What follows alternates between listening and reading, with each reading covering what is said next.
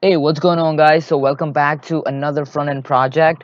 So, yeah, in this video, we will be building this cool looking anime clock. So, if you're new to the channel and if you haven't subscribed yet, make sure to go and subscribe.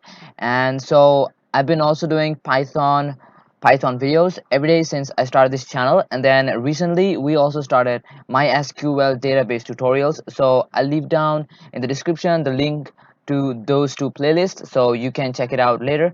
So yeah, with that being said, let's get down to the video.